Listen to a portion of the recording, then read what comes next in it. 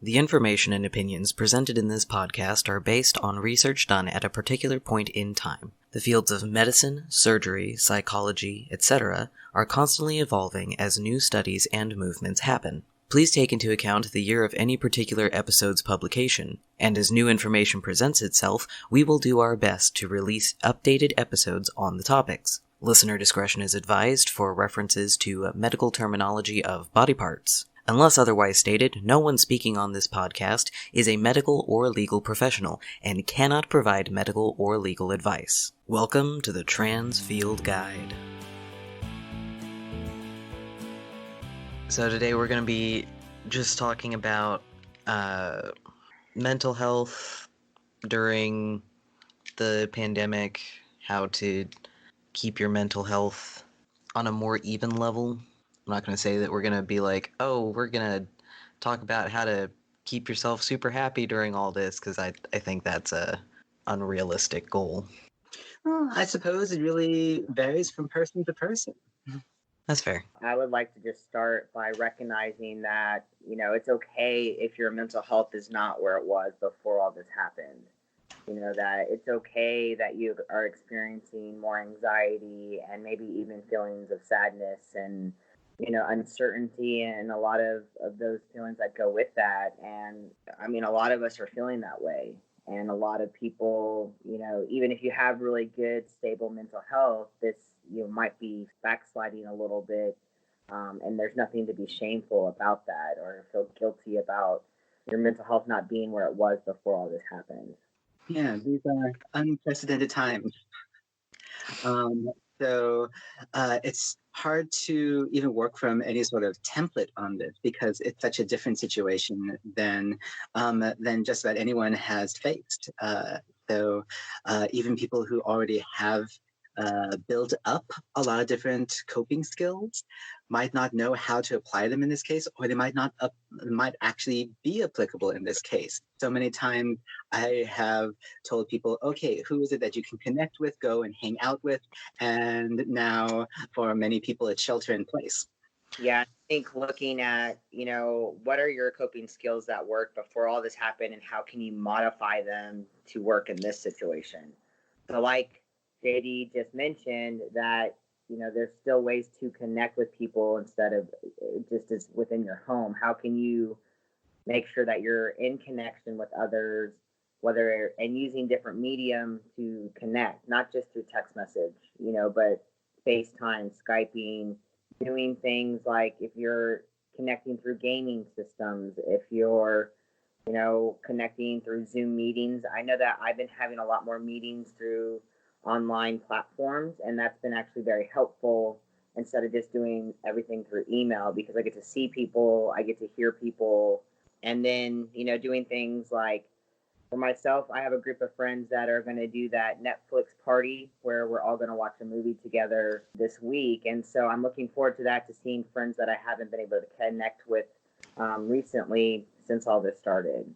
I've been emphasizing with people that I've been seeing that it may not feel like an exact substitute, I guess, for face-to-face in-person contact. And this is not about recreating that exact same feel. It is going to be different, and different is okay. We're looking at ways that we can improve the situation and have some sense of moving forward in our life through this adjustment. Along those lines, I've had conversations with several trans people specifically, but I'm sure this also applies outside of the trans community, of people who don't necessarily want to do voice or video chat because they either greatly dislike the sound of their own voice or they have major voice dysphoria. And even though they're not hearing their own voice echo back to them hearing their own voice as they talk is just giving them dysphoria in and of itself. Yeah, in those cases, I think, then using things like text messaging and, again, it's not going to feel like it is when you're hanging out with your friends in person or seeing family in person. But I think completely isolation is where people are where it's risky for those that do struggle with, mental health, symptoms of depression and anxiety. We're relational beings and we need relationships. So I understand the dysphoria. And getting misgendered through voice at times still is hard for me, even though I've been on testosterone for 2 years. I understand those kinds of things. So if that's such a dysphoric thing for you, I totally understand just doing text messaging or doing things where you get to type. But I think my biggest point is that just be sure that you're connecting. Yeah, absolutely. And you can do video chat that you have the microphone off, and so you're still able to like see someone and then you're typing. You can send funny videos, or you can text message using pictures back and forth. I've seen some people work that way. Make TikTok videos and send those back and forth. And then you don't even have to use your own voice there. We're in a day and age where we are able to talk through memes and have full conversations through memes and GIFs. And it's like one giant set of inside jokes that invites everyone that's paying attention. That's very true. And there is also things like the app. I can't remember if it's Marco Polo or if it's just Polo, but it's very similar to Snapchat in the sense that you can send like just a direct message with like text on the screen and then along with a video. The difference being that Marco Polo actually keeps your videos and it's only like in one direction with one other person. I actually hadn't heard of that one yet. I'm going to have to check it out. It's definitely not as popular as Snapchat and other things like that. I've also recently come across the Cast app, which is the successor to Rabbit. I used to use Rabbit to do kind of virtual dates with my wife when we were long distance. For like almost a year, we were long distance. And that one, you choose a service and you basically stream to both devices at the same time. So we were watching Once Upon a Time together. And originally we were just like, okay, now ready, set, go, and try to watch at the same time. But we would get different commercials and get out of sync. And then there was this app where it was the same stream going to both of us. And so when one of us paused it paused for both of us. And we felt a lot more connected as a result of that. I know that Cast, they now have public channels. So you kind of jump in there, someone is streaming, and everyone just kind of is in there chatting about the cartoon or whatever, and you can set up your own. So I imagine more and more of these services are going to continue to pop up, I think. This marks a new shift, I think, in the way we are going to find connection with others in a meaningful way or just new technological ways. Is there a website for Cast? Because when I tried to Google it yesterday, it just kept giving me Chromecast. Cast with a K, I think it's like Okay. Cast App. Castapp.co. Yeah, there we go. Watch parties made easy. And then I know there is a Google Chrome extension that's actually called Netflix Party. Mm-hmm. I think I read though that with Netflix Party, everyone that joins in has to have their own Netflix account, and then it just syncs it up for everyone through their account. That's interesting. And just one person needs the extension. Well, I guess as we're thinking about coping during COVID-19, we need to think about what are the resources that are available. The reality is a lot of people are getting laid off right now, or they're just in limbo. And some people are fortunate enough to continue to get paid, and many aren't. So knowing things like Texas Workforce Service is going to have that streamlined service, and you have to wait for when you have your last day is going to be important. I know they just pushed through some legislation. I know it passed at least one branch. I don't know if it's gone completely through the other half for the stimulus checks and increasing unemployment check. And it was something like by $600 per check or something like that. So it was really meaningful. And also, I know there's more that was happening with mortgages and student loans. So those are really important to pay attention to as you move forward. It is work, though, just applying for all of that and keeping up with all of that. So it's not something that is a super simple process. And I think it's important to understand your rent too. Those of you that don't have a mortgage, is that if you're renting like an apartment and things like that, keep an eye out, because in other states they have extended that no one can get kicked out of their apartment for not being able to pay rent, especially if they're unemployed at this time. So there is legislation state by state, and so we need to pay attention in Texas what that's going to look like, because that might be a security thing, knowing like I'm not going to get kicked out of I have a place, and relieve some anxiety, even though there's a lot of anxiety about not being employed. But knowing, are you going to have to pay rent in April? Are you going to have to pay rent in May if you're unemployed? Like, are there protections for that? I think another thing is that I have a friend who wasn't laid off, but just told you can't work until the COVID-19's over with, and that was enough to get them unemployment for this time. So their job didn't officially lay them off, but like you said, as long as it said, unemployment recognizes COVID-19, is why you're not working right now, and your last day was this, and you have no idea when you're going back to work. They have been very flexible with that too. And also, I know with a lot of the most important thing for letting your apartment complex or your landlord or anybody that you pay bills to, you have to let them know I got laid off due to COVID-19. Otherwise, they're not going to assume that's the reason. And if you don't specify that right out the gate, then they're still going to be like, well, you still have to pay rent. I know with the stimulus checks and stuff like that, that bill has actually been signed into law. It's gone through all three branches. Nice. I have been kind of trying to keep up and at the same time take a step back from a lot of social media and news. So I take it in short bursts.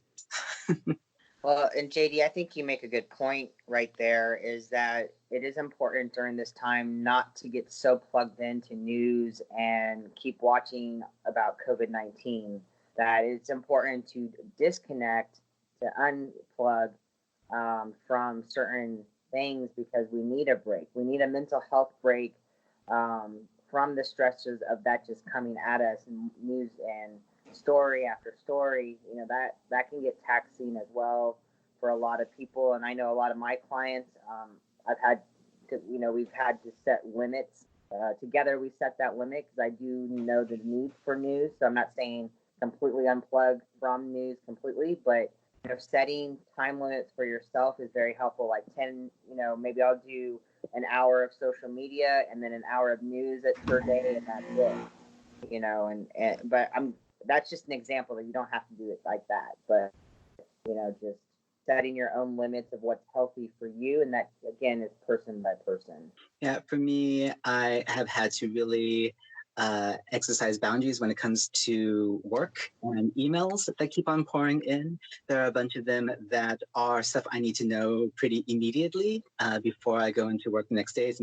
I'm an essential employee, so I still am going into work, but I had to tell myself, okay, I can look at the subject line and immediately tell if do I need to know now or later, and swipe away later. Goodbye.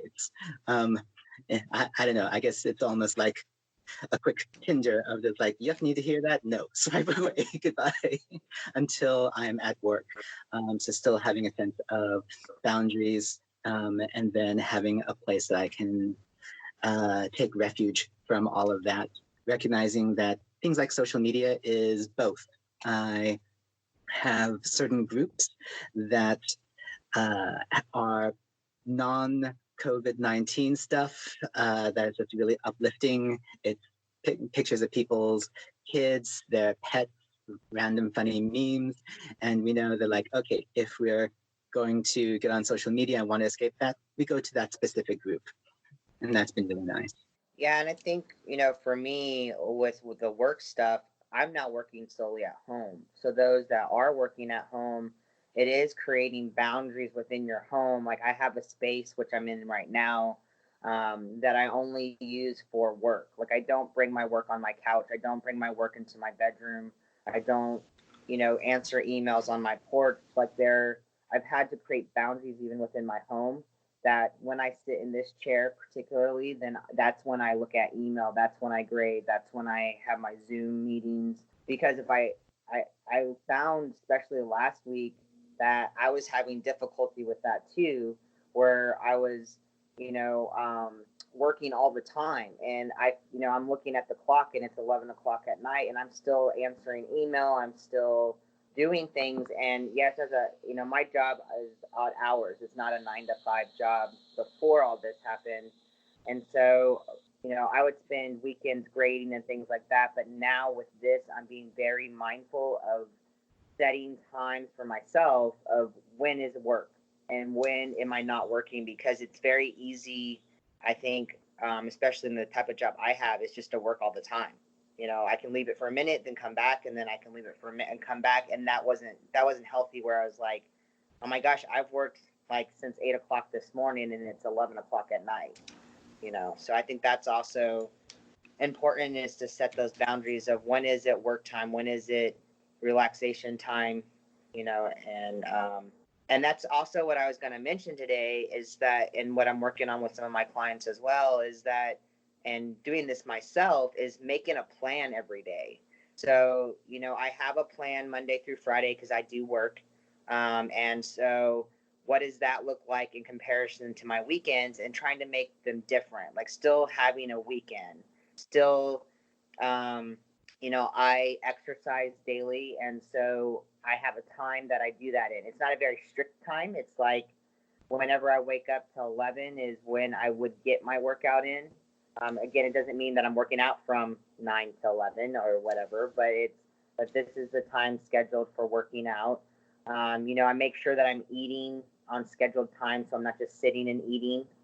I'm guilty of mindless eating, so where I can sit in front of the TV and eat a whole bag of chips and not even realize it. So I think that's really important right now too, because being able to be home and have access to food all day is quite a different experience. And so, scheduling food time, if you have people living with you, is scheduling mealtime together. So like, even if everyone's working and plugged into different things, or connecting with different people, is that in the home, having mealtime together, if you can.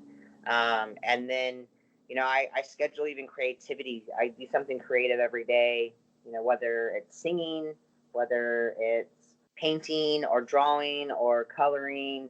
I have a, adult dot to dot book that I love. It's got like 1,000 dots on the page. And so it keeps me busy and my mind occupied and not on work or COVID-19. So I think it's really important, with that long explanation, of just really staying to it, creating a schedule and sticking to it, but also not getting down on self if you didn't stick to the plan completely that day. But just having a schedule is very important.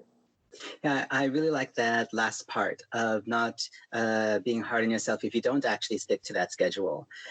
With so many things changing so quickly, I know some people, it's just been the same thing over and over. But I'm definitely not alone with hearing something new that you have to deal with for work or for something with family. And so I've had to learn to have enough structure that I kind of feel like I know where I'm going, and be okay with the specifics of that plan. If I need to throw them out the window, out it goes. And here comes whatever it is that I need to address next. For me, it's also been very helpful, just like Beck, to actually designate hours. So I'm trying to replicate my same work hours when I'm working at home as when I was always on site. And I have sequestered myself in my own little office area. Ironically, I am using my closet. So counseling from the closet, or doing work emails and stuff like that. I've also found it really helpful that I still, even when I'm not doing video counseling, etc., even if it's just working on reports and emails, that I still shower, dress up for work. It gets me in work mode, and just in a headspace that, okay, this is work. This is my life right now. Other stuff needs to be moved aside. It's been tempting to have other distracting things up on the desktop. Like, nope, I'm going to set that up also as a separate space. And then I can switch over when I do want to have fun. So all the work stuff is now gone. And instead I have all the fun stuff ready, and easily accessible. Yeah, I really make it a point that I shower and dress every day, even if I'm not working. That there is something about feeling good and dressing. Not, I do acknowledge though that if Sundays was always your day to sit around in your PJs and sit and watch Netflix all day or Hulu or whatever, or watch movies all day, still designate that Sunday for that, like of not dressing up, not doing those things, because that's still part of what you like to do as an individual. So keep those kinds of things. But the other days, I really do take a shower. I make sure I dress up. Even if it's in jeans and a t-shirt, or jeans and gym shorts and a tank top, like I think, I'm still changing clothes from what I was wearing, and they're clean clothes, and I'm doing laundry and things like that just to keep healthy. And I think it's really important that we do. And there is research saying about people feel better when they get dressed, and so that's a simple thing that we all can do, is just get dressed in the morning or late morning. And also, if you are doing great, you have plenty of energy, and maybe you already had a life that was practically designed for social distancing, you might be in a really good place to reach out to some of your friends who are having a tough time adjusting. So share the positive coping with others. This is a great time to reach out. That's a good point. That a lot of my friends who are introverts are doing well in this time.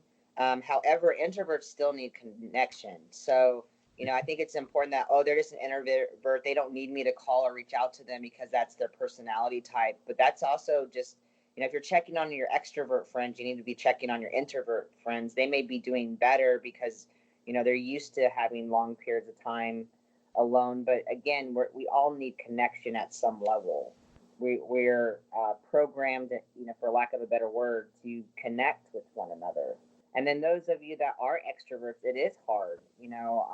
It's that physical energy of other people, plays into your charger for your energy. So I know a lot of extroverted people right now are struggling with this new sense of normal for, what going to be for a while.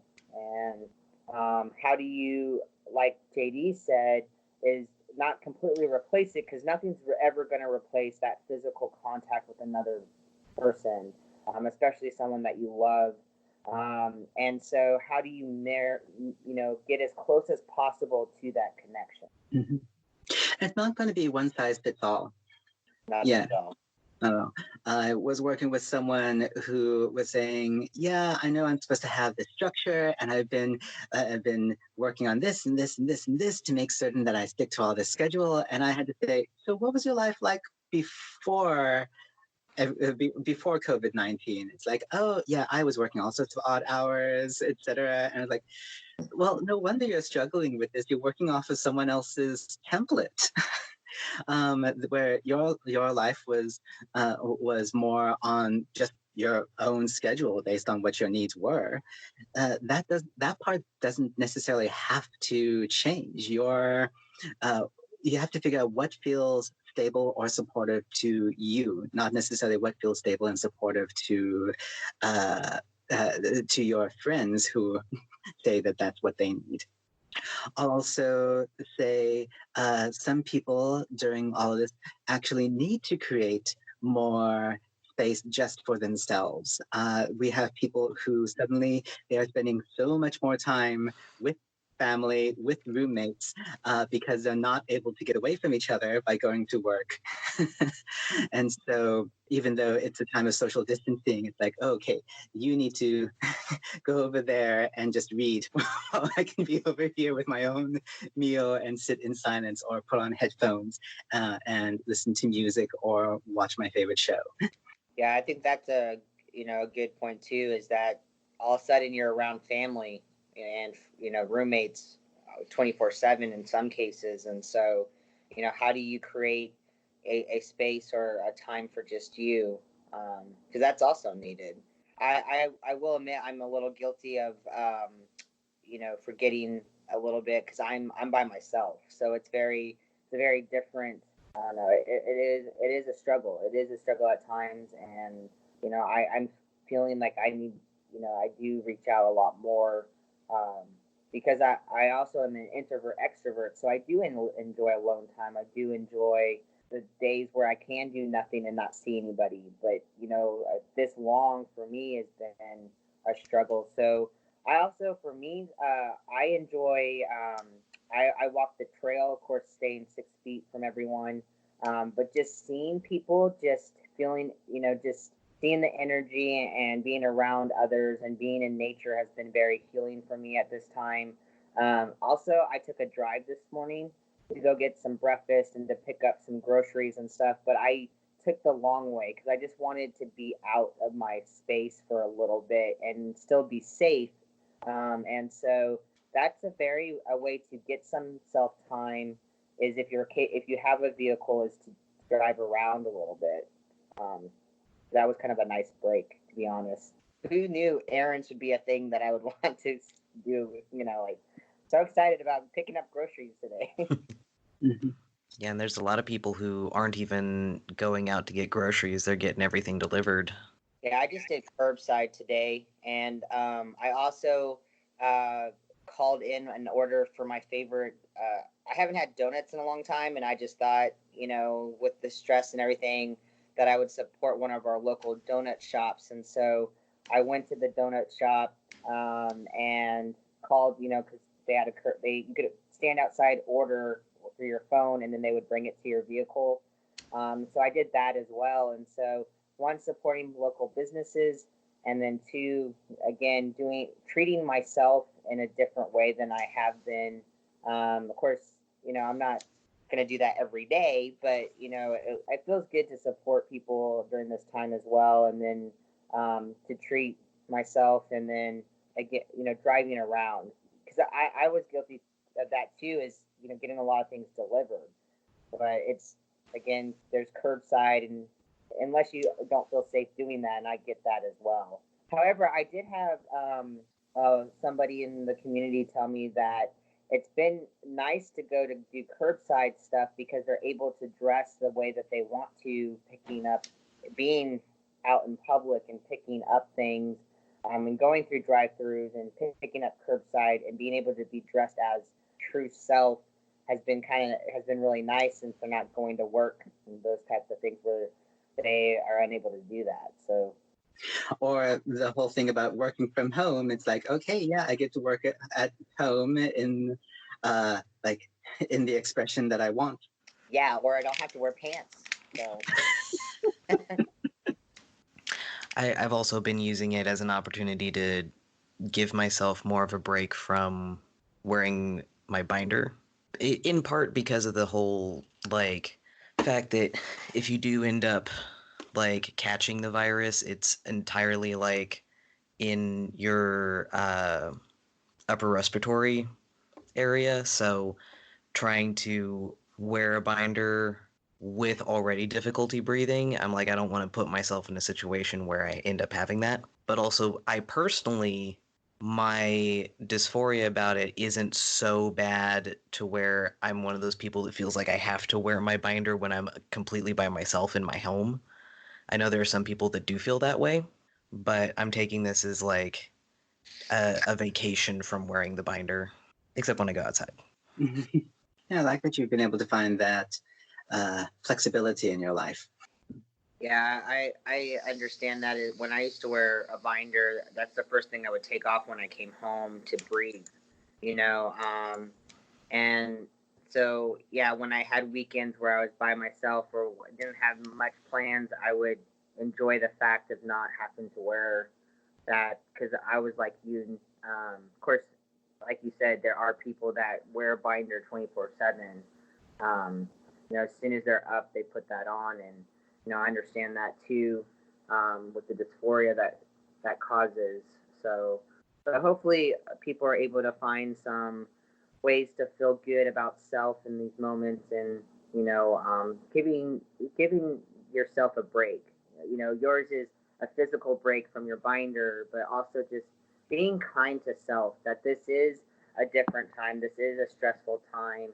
And that you're not gonna, even if you're the strongest mental healthy person out there, this is gonna cause some, anxiety from time to time. It's gonna cause some feelings of loneliness or sadness, or you know, um, for some people. So just giving yourself that break of, it's okay to feel this way. It's okay, if you need to just step away for a while, or do something that makes you feel good. And, I think that's the biggest thing for me, is just uh, making sure I'm doing something every day that just gives me complete joy. You know, for me, it is being artistic, and so I'm happy. I'm doing a lot of painting lately, and so for me, that's been a really positive outlook. Mhm. Yeah, I think it can be helpful to understand the thoughts that might be going through our heads in the midst of all of this. That uh, the stress and anxiety, that's kind of to be expected in the middle of all of this. So it's not necessarily a reflection on your strength, the strength of your character, or the strength of your mind, or anything like that. Um, and a certain portion of it is actually kind of helpful. It's our survival instinct that we want to make certain that we're safe. So we can actually thank that part of our brain that says, hey, I want to be safe. Uh, then there might be the part of the brain that tries to expand it more and more and more to catastrophize it. And we might be able to say, well, thanks for trying to keep me safe, and let's just back up a little bit from that. Um, we can be happy about we are taking measures to keep ourselves safe. And also, that is not just keeping ourselves safe, but is also keeping other people safe. And the reality of it is that you are much more likely to get through this completely unscathed. It is dangerous and we take precautions, but most likely you're going to be okay. That's not to dismiss it all. It's just to bring things back into perspective. It's like most likely when you go out to drive, you're not going to crash, but wear your seatbelt. It's just going to be safer, right? Wear your seatbelt, obey the traffic laws, all of that kind of stuff. Each of those steps reduces risk. And so there are steps towards your safety and other people's safety. And then move on with the next set of thoughts. If something is bringing you down, if it's loneliness, it's like, oh, okay, that means I really like connecting with people. And so focus on what helps you to connect with people as opposed to focusing on how isolating this feels, right? So on and so forth. And also for some people, I know you see that there's a bunch of articles and posts and stuff out there of people going above and beyond to be helpful, which for the people who need that, I can see that being very helpful for their mental state because they feel like they're doing actionable things to help with everything. Because there's like the people who are making the homemade masks, and there's like people who are volunteering for all of these different crews and stuff like that. But I do also think it's important to like remind people that not everybody needs to help in those ways. If you can't help in those ways for any reason, that's totally fine. A lot of us, the best that we can do to help everything is to just stay home and not potentially spread the virus more. Yes. I was actually talking to a student who was having a lot of anxiety about that same concept that you just brought up, that she was feeling very guilty sitting at home doing schoolwork and not doing more. And so, really, my position's different because sometimes we go into counselor role with our students. Not to say we are their counselors, but I was trying to, through my conversation with the student, was able to help them see that they are doing, and they want to be right now helping in the field. And I said, well, what's the purpose of you gaining all this knowledge in counseling? What is the long-term goal? Like, don't forget your long-term goals in this process too, that you sitting at home getting education and mental health is eventually going to help people. You're, in a sense, quote unquote, your job right now is to still continue your studies if you're able to. And she is able, so it wasn't like, your job is to take care of your family right now. And so what is the most important thing for you right now? Again, you were right. Like, not everyone is able to go help in those ways, or can, or it's not safe because you are living with 6 other people, and you going out and doing those things is putting 6 other people at risk when you come home. Or you have young children at home and you're putting them at risk if you come home after helping. So, is there a way to help? It might be just calling a friend. That's very helpful too. Or buying groceries and sending them to a family member or a friend that's in need. So, there's a lot of other ways to help people without actually physically getting out of your house and going to help. So, for those that can then and are willing, then, that's a great thing as well. So, Yeah, and people have found really creative ways to help, like the masks. Just as we were talking, my sister actually just sent me pictures of how her daughter, my niece, was making masks with medical grade materials in order to donate, because that was really important for her to feel like she was doing something for like her family. We all 3 of my siblings are doctors actually, and so they're on the front lines of all of this.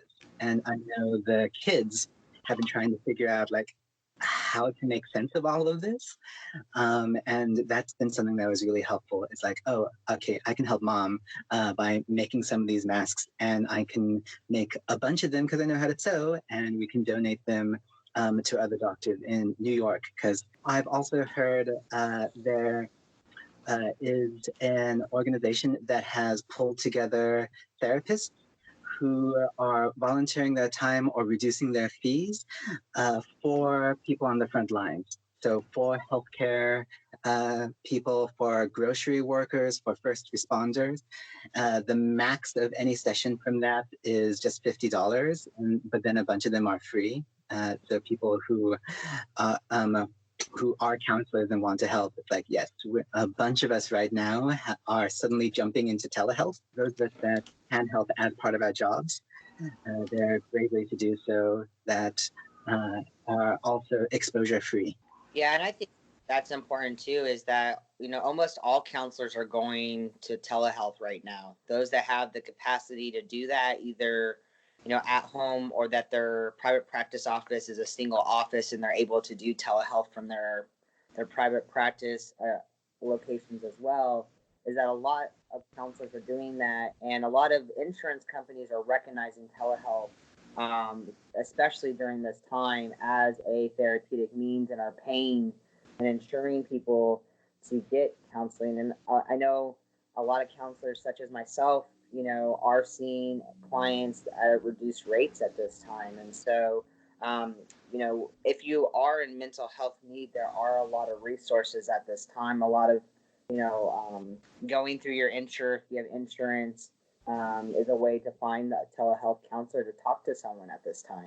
Yeah, and if you're on those front lines, take the time to take care of yourself.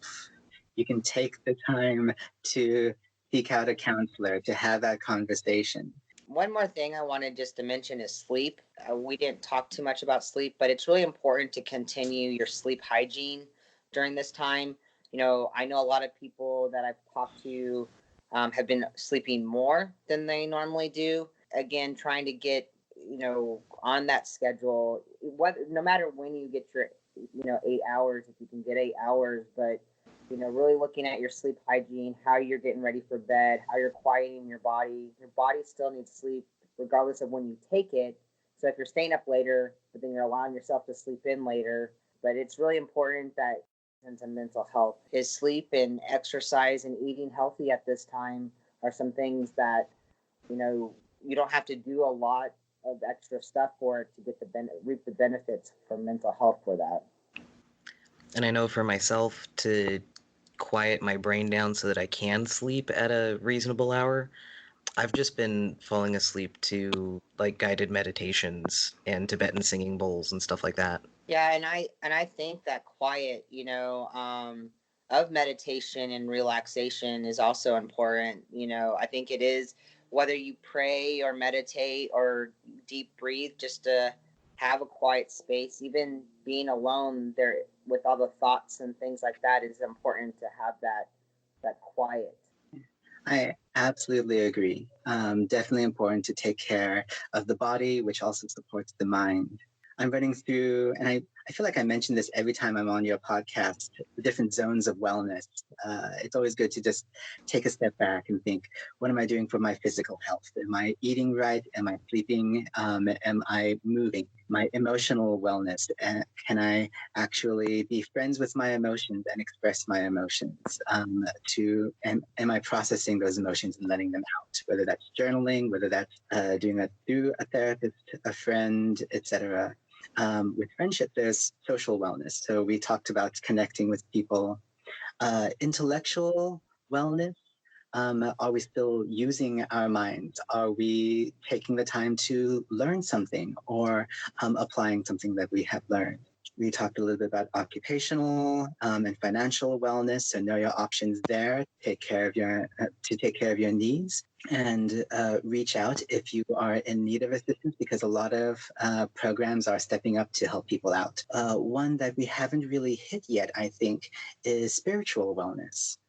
This will be a really important time to connect with whatever form of spirituality exists in your life. And I take a very broad perspective on what that means. So that can be someone's faith and religion. So this might be a time of prayer, a time to adjust when you meet with other people. So I know most churches have gone online for that. Or people have set up special times that that other people are going to be praying at the same time, or do prayer chains and stuff like that. And then for people that don't follow a particular religion, any sense of connection to that which is bigger than yourself, which could be just a connection to the wider world, a connection to your sense of values and personal morality. A sense of meaning in your life, what helps to give you that sense of purpose. So that way you can really be living your life to its fullest given the circumstances that you're in. Yeah, I think just to, mirror JD is just to really look at yourself holistically and what you need and how you can fulfill as much as possible at this time those needs from from your holistic self. And it's okay to be selfish at times and take care of self. That way we can help others. And sometimes taking care of yourself looks like binging Netflix the entire day. Yes. You just don't want that to be every day. Yes. That gets exhausting. So definitely mix it up. I know there was research a while ago that showed like a certain amount of watching television, dopamine levels would rise. But then after several hours of it, it would fall and stay down to like levels of very mild depression. It's like, okay, we don't need that. And I think a lot of us have gotten there, are just like, oh, do you want to keep watching? The little wheel is spinning. It's like, I could reach over, but nah. Okay, wait, we probably do need to switch it up at least just a little. Put that on pause. Walk away from the couch just for a little bit. Play with the dog, or do something, and then maybe come back to it, just so you can so the brain has something that's new and different, at least just for a little bit. Well, and one more thing before we go is that having animals in the home right now is a very positive thing in a lot of ways. You know, dogs force you to get out and walk them. And, you know, right now that's a really good thing to take a break from indoors. You know, cats and other animals, you know, being able to pet, there's a lot of really good research about what petting an animal does for the mental health and, you know, feeling connected. So if you don't live with anyone, you know, a lot of the shelters are promoting, you know, rescues at this time. It might be the perfect opportunity to rescue an animal because you're at home and can you get them acclimated to your home. That's also a good point. I know we could probably continue going on with this for like several hours after because there's no limit to information out there. But for now, I'm going to go ahead and just say thank y'all for coming back on the show. Well, thanks for having us. Yes, thank you. We'll probably do a follow-up with more information, especially if anybody decides that they have any questions that they would like to send in, or if any additional topics come up to any of us to maybe delve a little deeper into. Yeah, I'd love to do a Q&A session. Send in those questions. Yes, that would be fun, you know, be able to do a Q&A on your show. And I want the listeners to know too that we're practicing social distancing and, you know, all at our homes, Skyping in. Like this episode? Tell someone about it. Have any questions or concerns? Please feel free to send an email to transfieldguide@gmail.com. Also be sure to subscribe to keep up with the latest episodes. Stay safe and remember, I'm proud of you.